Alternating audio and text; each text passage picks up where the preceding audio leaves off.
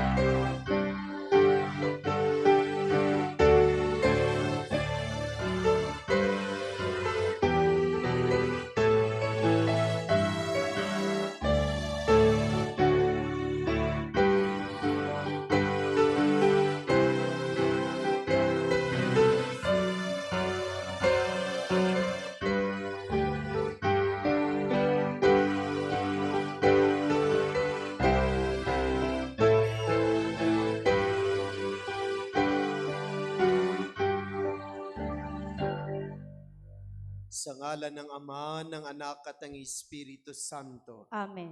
Ang pagpapala ng ating Panginoong Hesukristo, ang pag-ibig ng Diyos Ama, at ang pakikipagkaisa ng Espiritu Santo naway sumainyong lahat. At sumaiyo rin. Mga minamahal na kapatid, welcome sa ating banal na pagdiriwang. Tayo ay nagkakasama-sama at nagkakatipon-tipon sa 13 linggo sa karaniwang panahon upang sama-sama tayong magpuri at magpasalamat sa Diyos, ganon din mag-alay ng ating mga panalangin. Dakilain natin ang Panginoon sa kanyang dakilang pagmamahal sa atin. At upang tayo maging karapat-dapat sa banal na pagdiriwang na ito, aminin natin ang ating mga kasalanan at humingi tayo ng kapatawaran.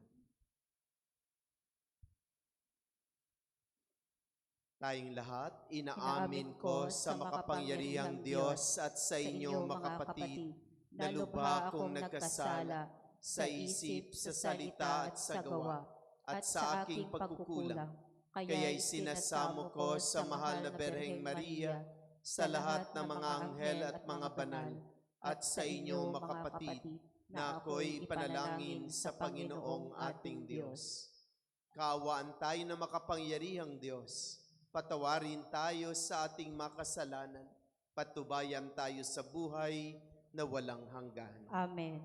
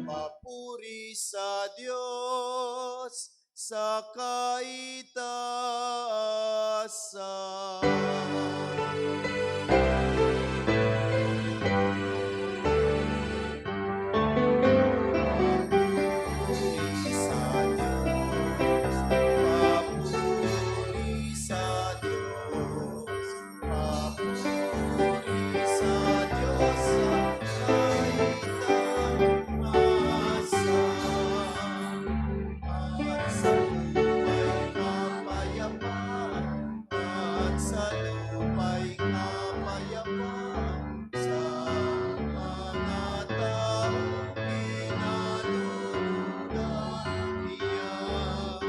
Pinupuri ka namin, inarangal ka namin, sinasamba ka namin,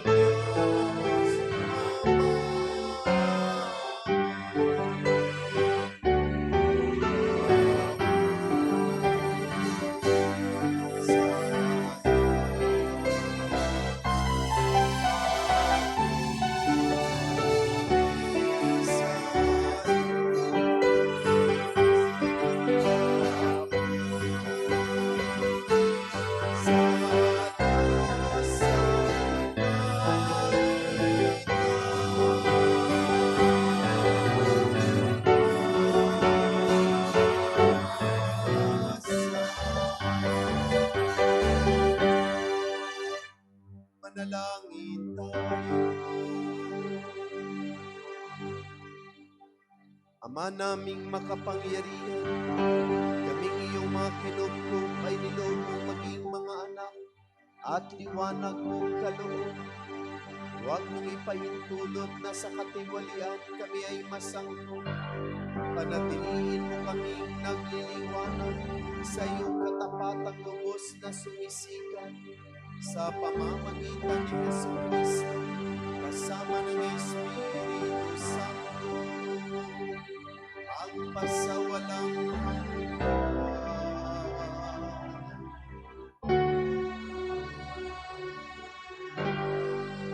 Magsiupo po tayo. Pinatuloy ng mayamang babae si Eliseo ang lingkod ng Diyos sa kanyang tahanan.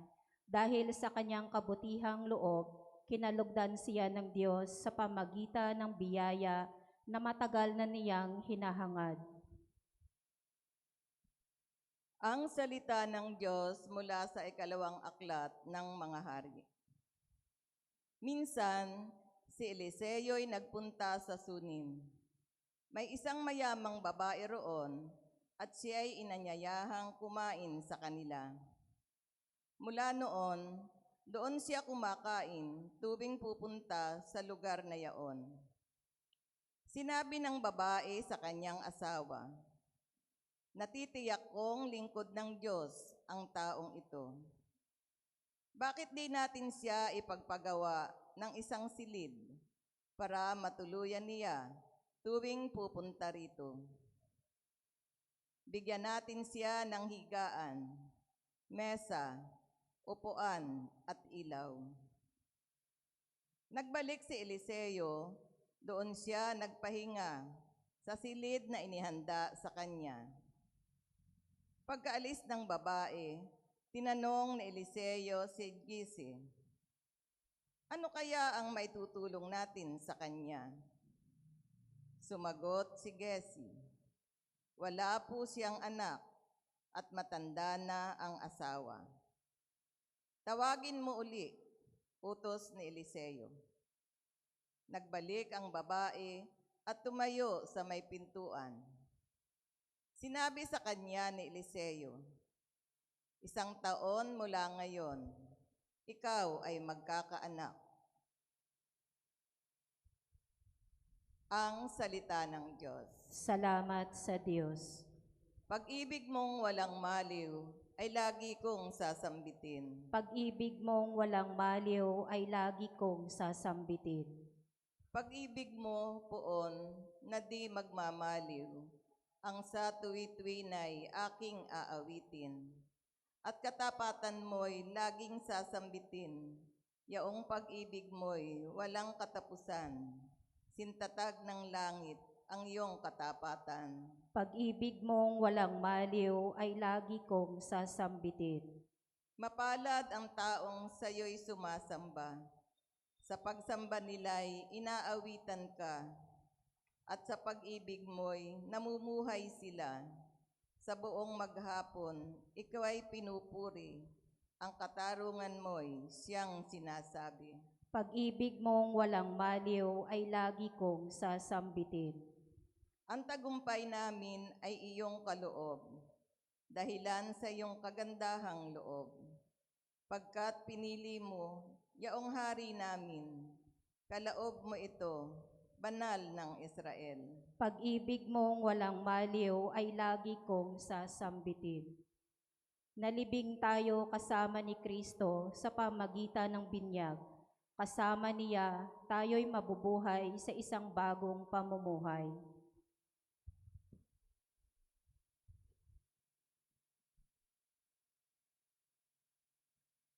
Ang salita ng Diyos mula sa sulat ni Apostol San Pablo sa mga taga-Roma. Mga kapatid, hindi ba ninyo nalalaman na tayong lahat na nabinyagan kay Kristo Jesus ay nabinyagan sa kanyang kamatayan? Sa makatuwid, tayo'y namatay at nalibing na kasama niya sa pamamagitan ng binyag, upang kung paanong binuhay na muli si Kristo sa pamamagitan ng dakilang kapangyarihan ng Ama, tayo na may mabuhay sa isang bagong pamumuhay. Ngunit tayo'y naniniwalang mabubuhay tayong kasama ni Kristo kung namatay tayong kasama niya. Alam nating si Kristo na muling binuhay ay hindi na muling mamamatay. Wala nang kapangyarihan sa kanya ang kamatayan nang siya'y mamatay. Namatay siya ng minsanan para sa kasalanan at ang buhay niya ngayon para sa Diyos. Kaya dapat ninyong ibilang ang inyong sarili na patay na sa kasalanan, datapwat buhay naman para sa Diyos sa inyong pakikipag-isa kay Kristo Jesus. Ang salita ng Diyos. Salamat sa Diyos. Magsitayo po tayo.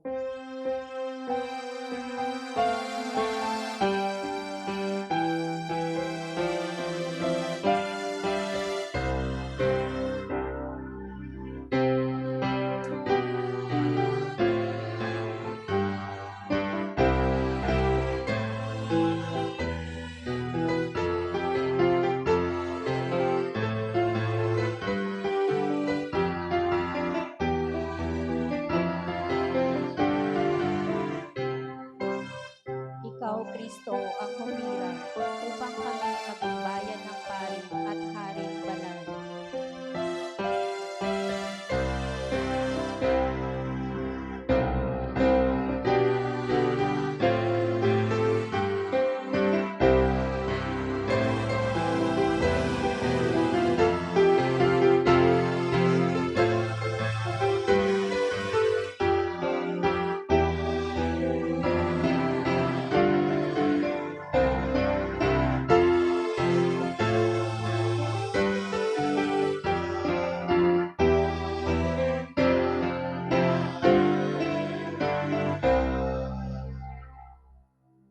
Sumainyo ang Panginoon. At sumaiyo rin. Ang mabuting balita ng Panginoon ayon kay San Mateo.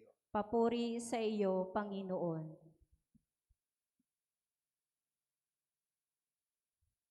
Noong panahong iyon, sinabi ni Jesus sa kaniyang mga apostol, ang umiibig sa ama o sa ina ng higit sa akin ay hindi karapat-dapat sa akin. Ang umiibig sa anak na lalaki o babae na higit sa akin ay hindi karapat-dapat sa akin. Ang hindi nagpapasa ng kanyang krus at sumusunod sa akin ay hindi karapat-dapat sa akin. Ang nag-iingat ng kanyang buhay ay siyang mawawalan nito, at ang nawawala ng kanyang buhay dahil sa akin ay magkakamit nito. Ang tumatanggap sa inyo ay tumatanggap sa akin, at ang tumatanggap sa akin ay tumatanggap sa nagsugo sa akin. Ang tumatanggap sa isang propeta dahil sa siya'y propeta ay tatanggap ng gantimpala ukol sa propeta. At ang tumatanggap sa isang taong matuwid dahil na siya'y matuwid ay tatanggap ng gantimpalang nauukol sa taong matuwid. At sino mang magbigay ng kahit isang basong tubig na malamig sa isa sa maliliit na ito dahil sa ito'y alagad ko, tinitiyak ko sa inyong tatanggap siya ng gantimpala. Mga minamahal na kapatid, ang mabuting balita ng Panginoon. Pinupuri ka namin, Panginoong Heso Kristo. Magsiupo po tayo. Magandang umaga po sa lahat. Batiin po natin ang ating makatabi ng magandang umaga.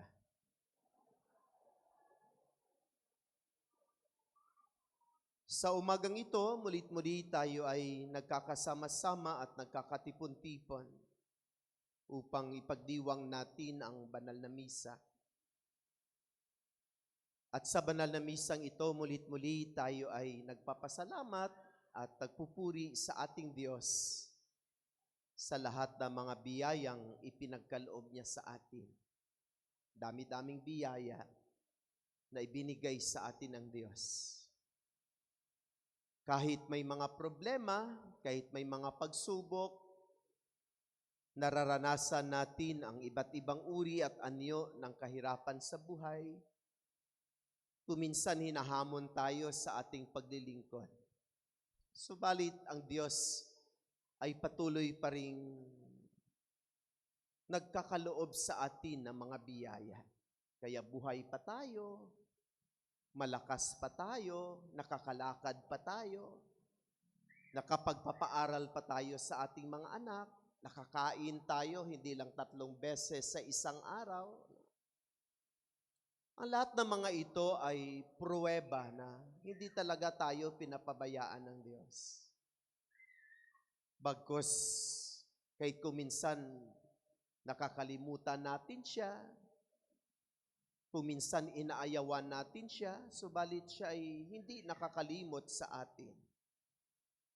Patuloy niya tayong pinagkakalooban na mabiyaya sa ating buhay.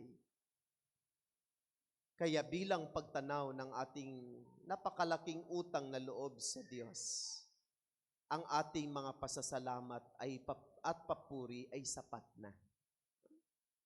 It is enough to say thank you for all the goodness and blessings that God has given to us.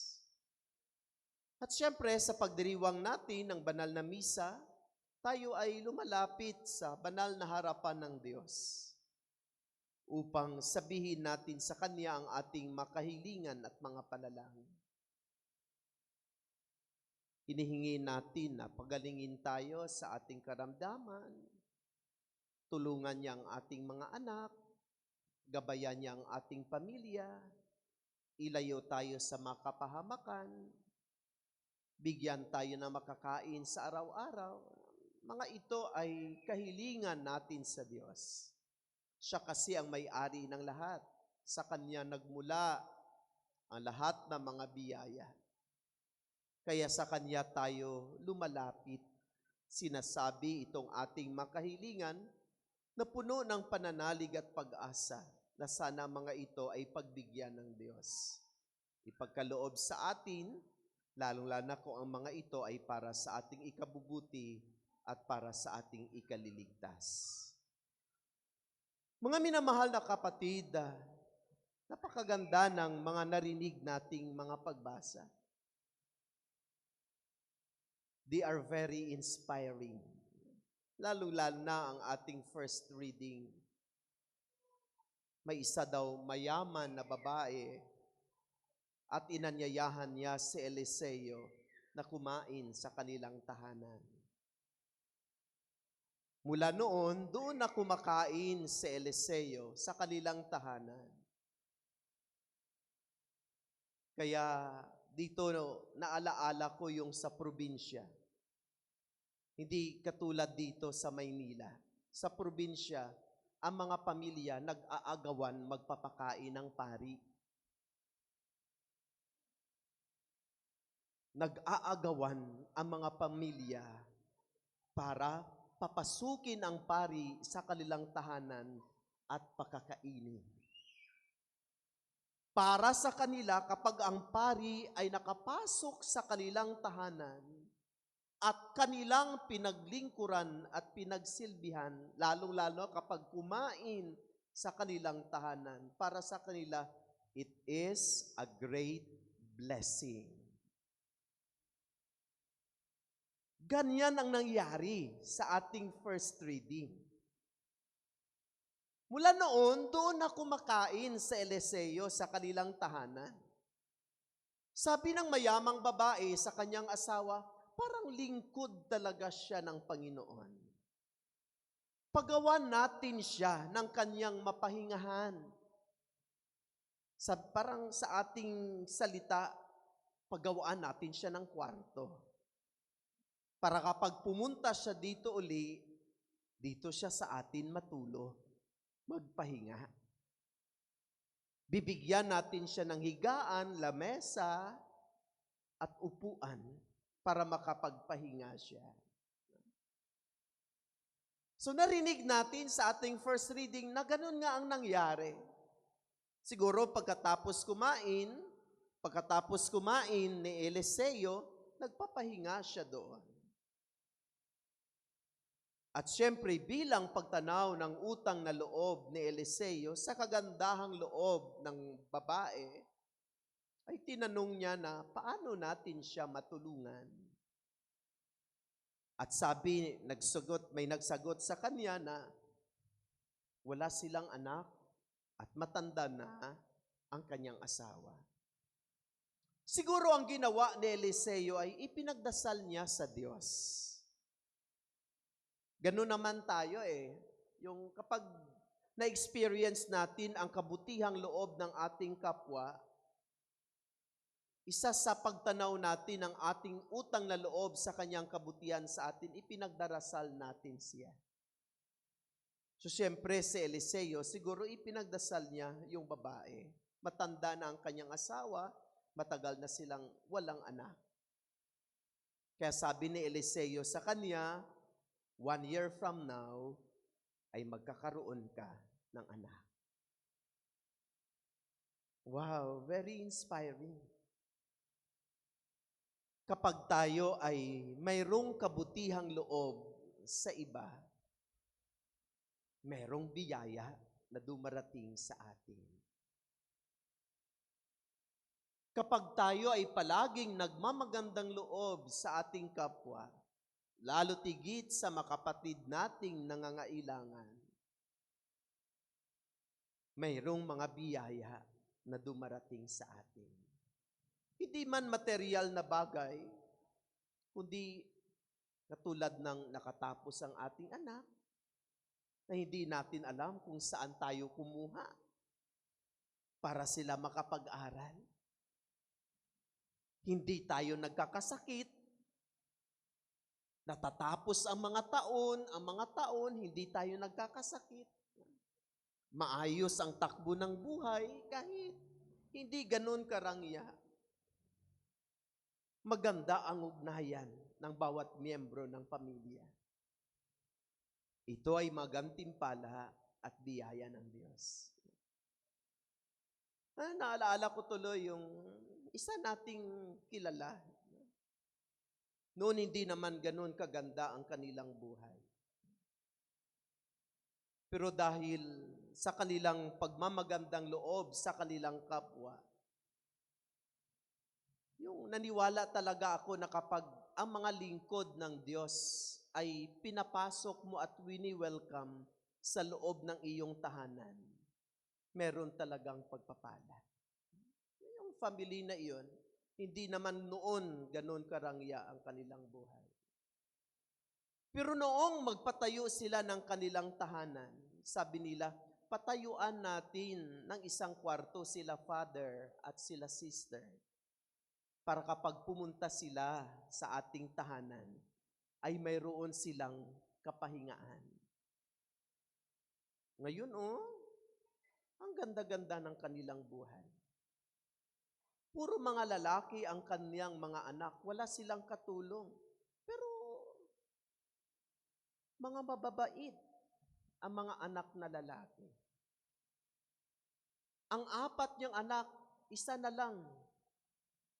Ang hindi pa nakatapos, magtatapos na ng kaniyang pag-aaral.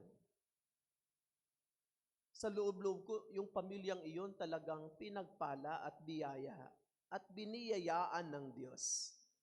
Dahil sila ay talagang nagmagandang loob, hindi lang sa mga pari at mga madre, kundi sa lahat ng mga taong lumalapit at tumihingi ng kanilang tulong at awa.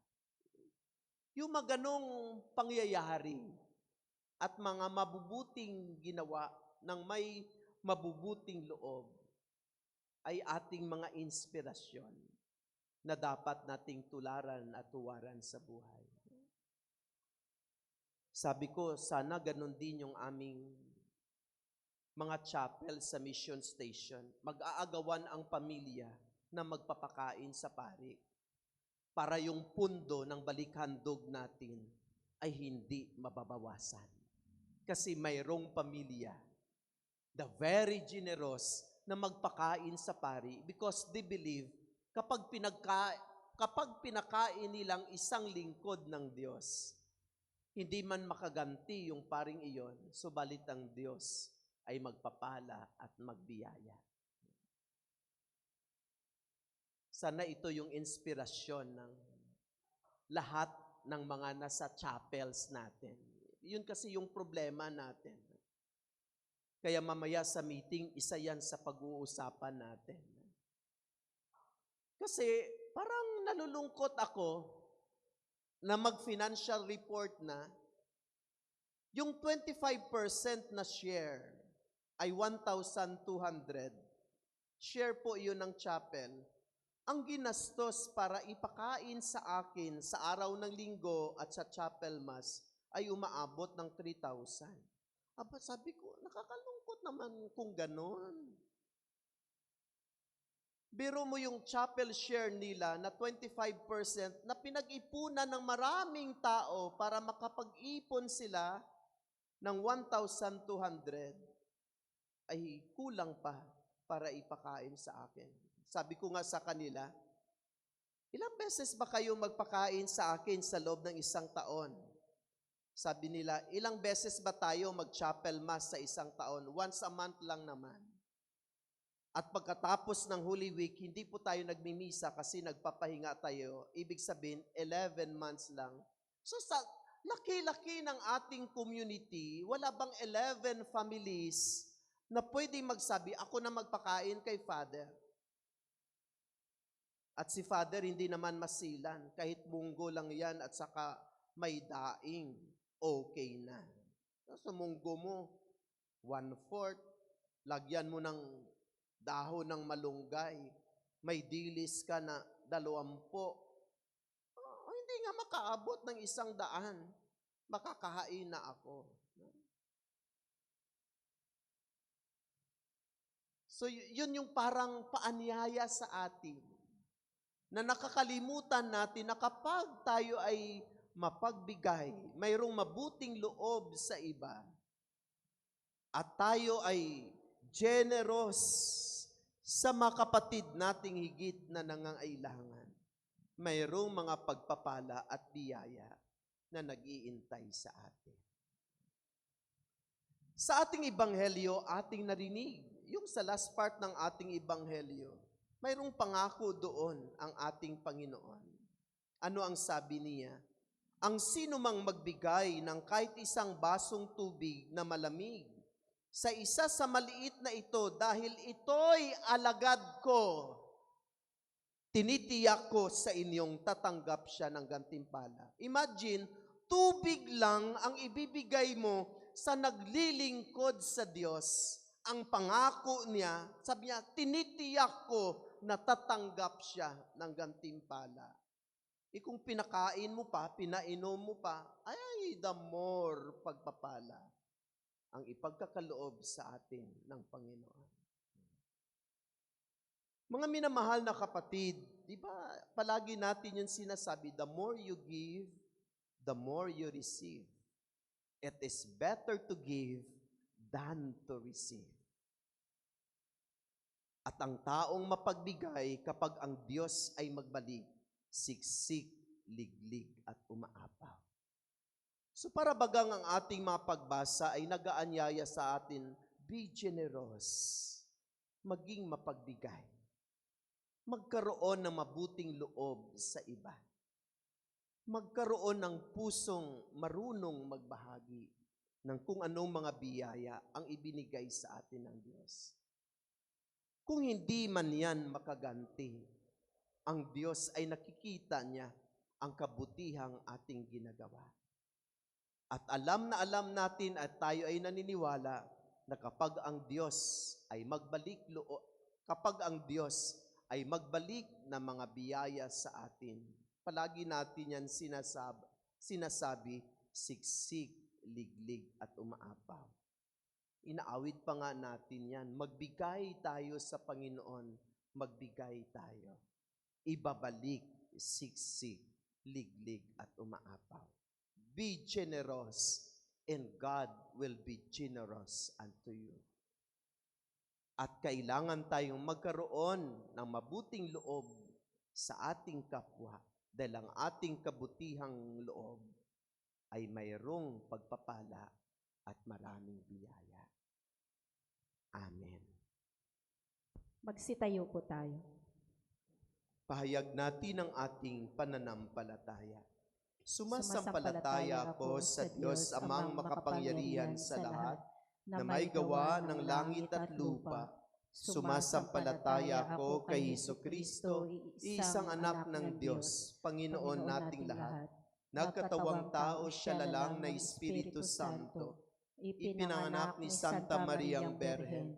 Pinagpakasakit ni Poncio Pilato. Ipinako sa krus na matay nilibing. Nanaog sa kinaroonan ng mga yumao. Na may 3 araw na buhay na maguli. Umakyat sa langit, naluluklok sa kanang Diyos amang makapangyarihan sa lahat.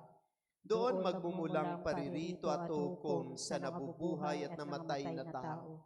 Sumasampalatayan ako sa Diyos Espiritu Santo, sa banal na simbahang Katolika, sa kasamahan na mabanal, sa kapatawaran ng makasalanan, sa pagkabuhay na muli na namatay na tao, at sa buhay na walang hanggan. Amen. Manalangin tayo sa Diyos Ama nating nasa langit upang pagkalooban niya tayo ng grasyang ating kinakailangan sa kasalukuyan at upang makamtan natin ang dakilang kaloob niyang gantimpala sa langit. Manalangin tayo at ating sasabihin, Ama, dinggin mo ang aming panalangin. Ama, dinggin mo ang aming panalangin. Masalami nawa ang dakilang pag-ibig mo, O Diyos, ng mga pinuno na ng simbahan sa pamamagitan ng kanilang banal na pamumuhay at taos-pusong paglilingkod. Manalangin tayo. Ama, dinggin mo ang aming panalangin. Makapaglingkod nawa ng tapat ang mga lider ng aming pamayanan. Huwag nilang isipin ang pansariling interes upang magampanan nila ang kanilang tungkulin ng may malasakit. Manalangin tayo. Ama, dinggin mo ang aming panalangin.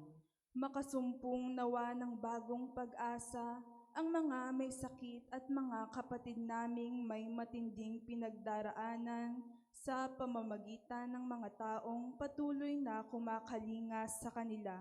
Manalangin tayo. Ama, dinggin mo ang aming panalangin. Bigyang lakas mo nawa kami upang kami maging instrumento ng pag-ibig at kapayapaan ni Hesukristo laban sa puwersa ng mga makamundong pag-iisip at kamalayan. Manalangin tayo. Ama, dinggin mo ang aming panalangin. Makasapit nawa sa buhay na walang hanggan ang mga kapatid naming yumao. Patawarin mo sila sa kanilang mga kasalanan. Manalangin tayo. Ama, dinggin mo ang aming panalangin. Sa ilang sandali ng katahimikan, ating ipanalangin ang iba pang mga pangangailangan ng ating pamayanan, pati na rin ang ating pansariling kahilingan. Manalangin tayo. Ama, dinggin mo ang aming panalangin.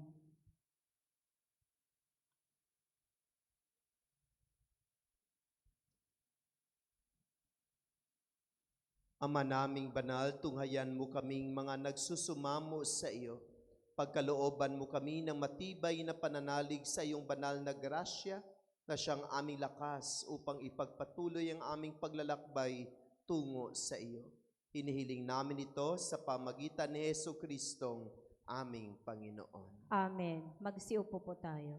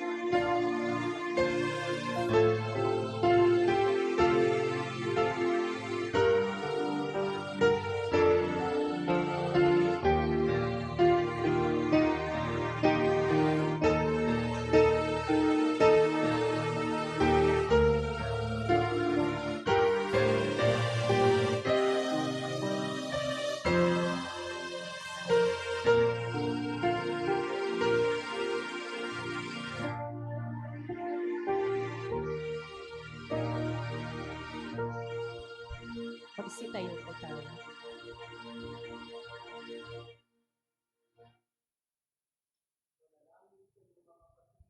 Paghahain nating ito ay kalugdan ng Diyos amang makapangyarihan. Tanggapin nawa ng Panginoon itong paghahain sa iyong mga kamay, sa kapurihan niya at karangalan, sa ating kapakinabangan at sa buong sambayan niyang banal.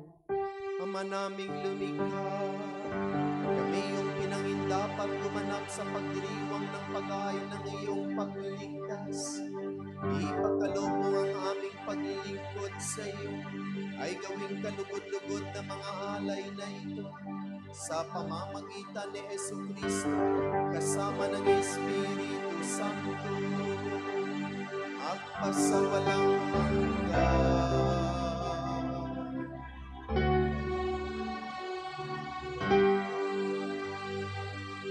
Sumainyo ang Panginoon.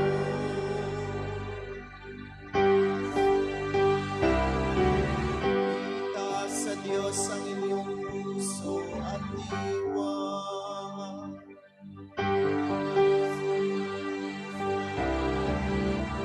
Pasalamatan natin ang Panginoon ating Diyos.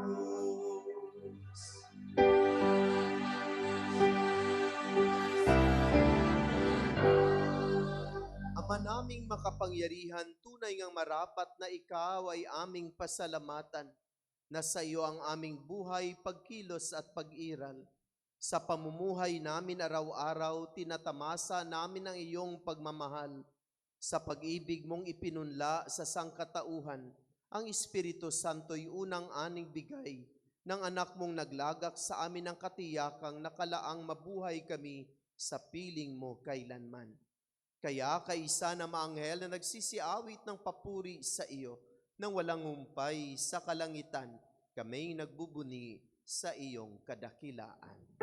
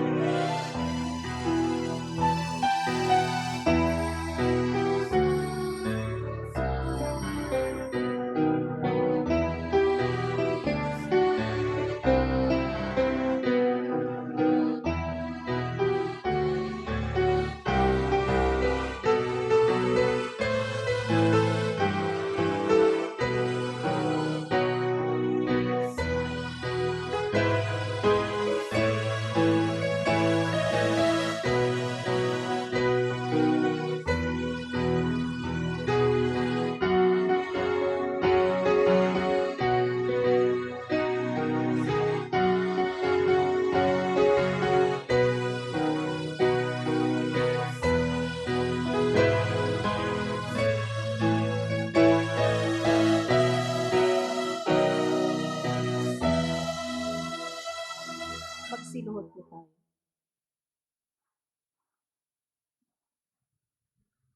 Ama naming banal, ikaw ang bukal ng tanang kabanalan.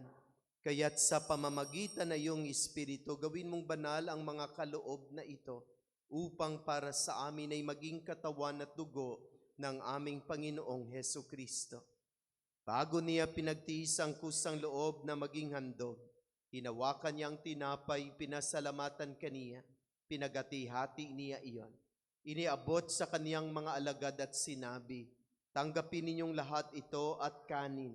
Ito ang aking katawan na ihahandog para sa inyo."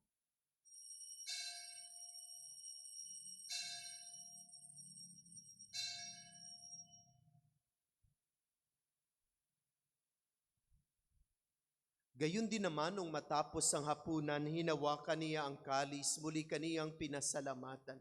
Iniabot niya ang kalis sa kaniyang mga alagad at sinabi, "Tanggapin ninyong lahat ito at inumin. Ito ang kalis ng aking dugo, ng bago at walang hanggang tipan. Ang aking dugo na ibubuhos para sa inyo at para sa lahat sa ikapagpapatawad ng mga kasalanan. Gawin ninyo ito sa pag-alaala sa akin."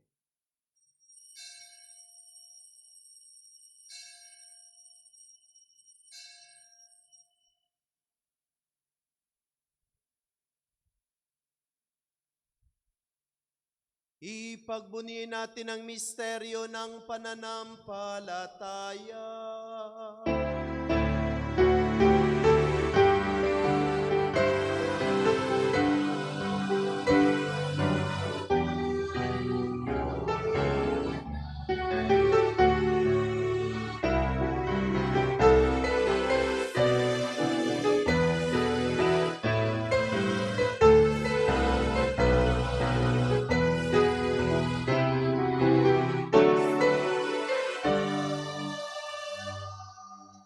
Ama, ginagawa namin ngayon ang pag-alaala sa pagkamatay at muling pagkabuhay ng iyong anak.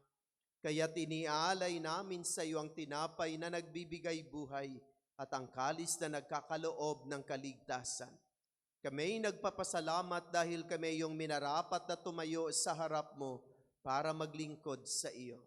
Isinasamo namin kaming magsasalo-salo sa katawan at dugo ni Kristo ay mabuklod sa pagkakaisa sa pamamagitan ng Espiritu Santo. Ama, lingapin mo ang iyong simbahang laganap sa buong daigdig. Puspusin mo kami sa pag-ibig, kaisa ni Leon na aming Santo Papa, ni Pablo Virgilio na aming obispo at ng Tanang Kaparian. Alalahanin mo rin ang mga kapatid naming nahimlay na may pag-asang sila'y muling mabubuhay, gayon din ang lahat ng mga pumanaw.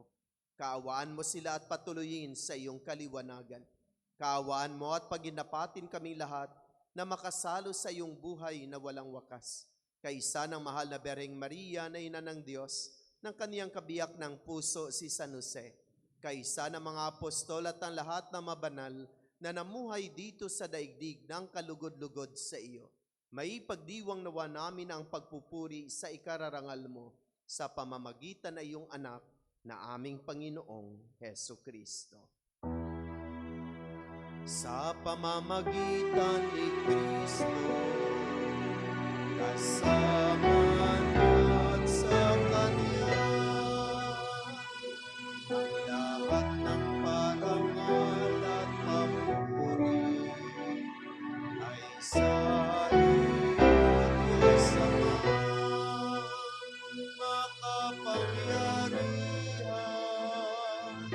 kasama ng Espiritu Santo, magpasawalang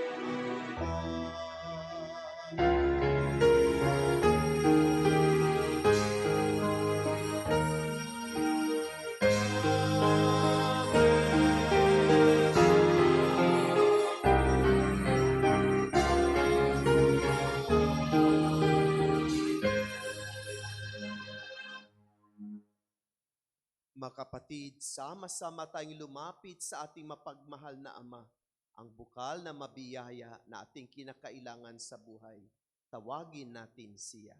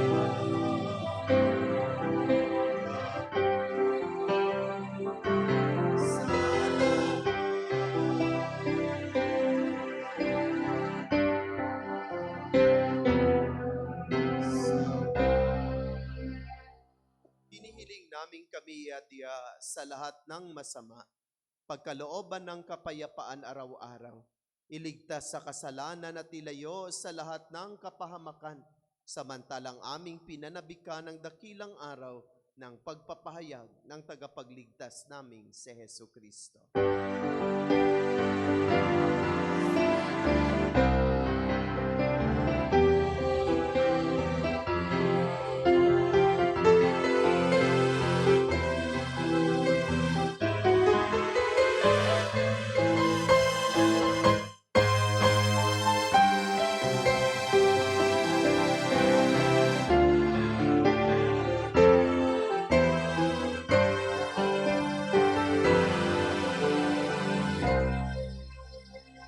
Panginoong Kristo, sinabi mo sa iyong mga apostol, kapayapaan ang iniiwan ko sa inyo, ang aking kapayapaan ang ibinibigay ko sa inyo.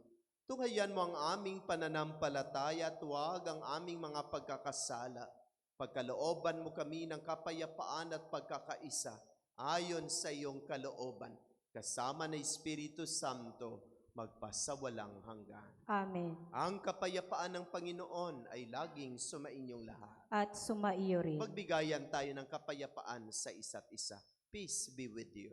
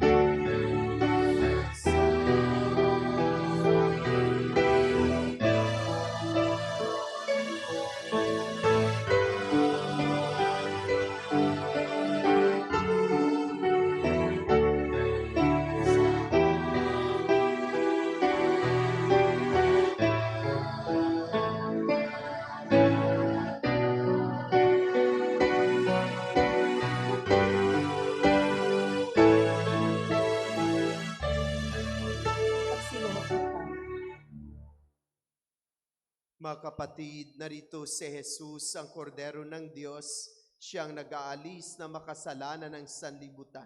Mapalad ang inaanyayahan sa kanyang banal na piging. Panginoon, hindi ako karapat-dapat magpatuloy sa iyo, ngunit sa isang salita mo lamang ay gagaling na ako.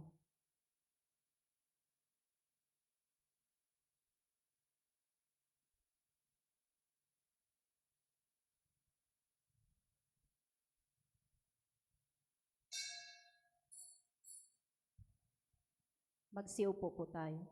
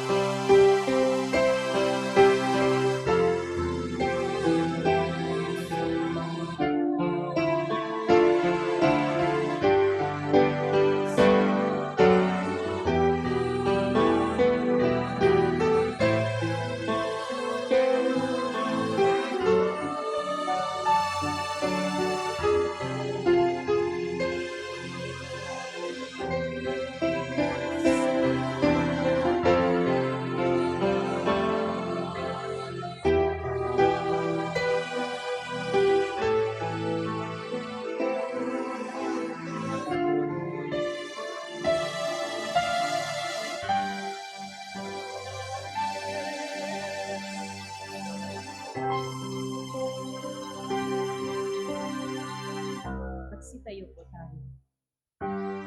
Manalangin tayo.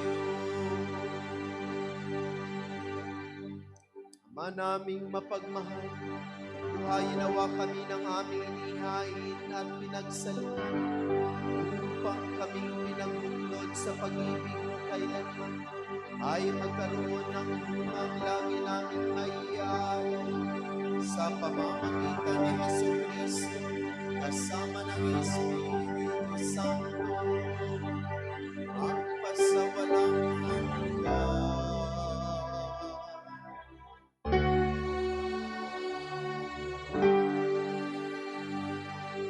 Panalangin sa Birhen ng Banal na Puso ni Jesus. Alalahanin mo, mahal na ina ng banal na puso ni Jesus, ang mga dakilang bagay na ginawa ng Panginoon para sa iyo. Hinirang kang maging kanyang ina. Ninais niyang malapit ka sa kanyang krus. Binahaginan kanya ng kanyang kaluwalhatian. Dinirinig niya ang iyong panalangin. Sa kanya ialay ang aming papuri at pasasalamat. Sa kanya isangguni ang aming kahilingan, na tulad mo'y mamuhay kaming lagi sa pagmamahal ng iyong anak, upang kanyang kahari ay patuloy na maisakatuparan. Samahan kaming lahat sa bukal ng buhay na nagmula sa kanyang puso, nang lumaganap sa sanlibutan, ang pag-asa at kaligtasan, ang katarungan at kapayapaan. Pagmasdan mo kaming sa iyo'y nagtitiwala, pakinggan mo kaming sa iyo'y nagsusumamo. Maranasan nawa naming lagi ang makainang pagkalingaw mo, siya nawa. Berhe ng Banal na Puso ni Jesus. Ipanalangin mo kami. Berhe ng Banal na Puso ni Jesus. Ipanalangin mo kami. Berhe ng Banal na Puso ni Jesus. Ipanalangin mo kami. Magsiupo po muna tayo para sa mga pasasalamat at paalala. Patuloy po natin pasalamatan ang mga tumulong sa paglilingkod, ang music ministry, ang Ministry of Altar Servers, ang Lay Eucharistic Ministers, ang Ministry of Ushers, Greeters, and Collectors, ang Ministry of Lectors and Commentators, Social Communication Ministry para sa ating FB live streaming. Pasalamatan din natin ang sponsor ng ating misa ngayon, ang San Roque Chapel. Sa susunod na linggo, ang sponsor naman po ay ang San Juan Bautista Chapel. Pasalamatan din natin ang nanguna sa ating banal na misa na si Reverend Father Sammy Patriarca MSC. Paalala at paanyaya, patuloy po nating suportahan ang isang dakot program na sa pamagitan ng pag-aalay ng bigas tuwing misa. Ito po ay ipinamamahagi sa ating mga kapatid na higit na nangangailangan. Ang isang dakot mo ang papawi sa gutom ko. At patuloy din po natin suportahan ang ating balikhandog at mga donasyon para sa pagpapatayo ng ating kumbento sa tahanan ni Maria. Ito po ay kinakailangan upang tayo ay maging Kwasay Parish. Nawa, suportahan natin ang ating proyekto na ito.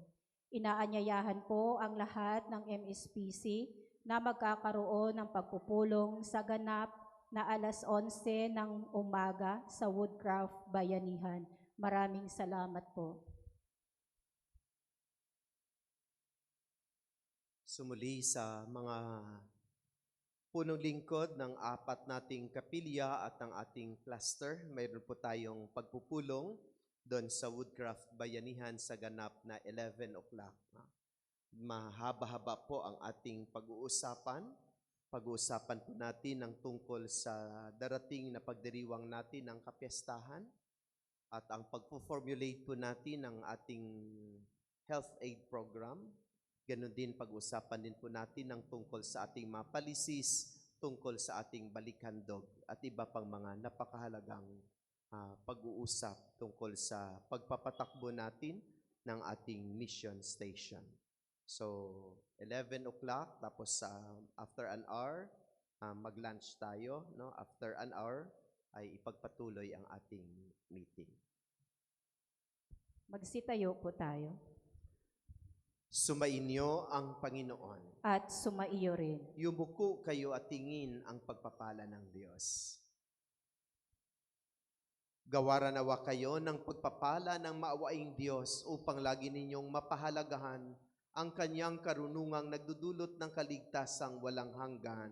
Amen. Gawaran nawa ng katatagan ng Diyos ang inyong pananampalataya na nasasalig sa kanyang pagmamahal upang mamalagi kayong nagsisikap gumawa ng kabutihan ngayon at magpasawalang hanggan. Amen.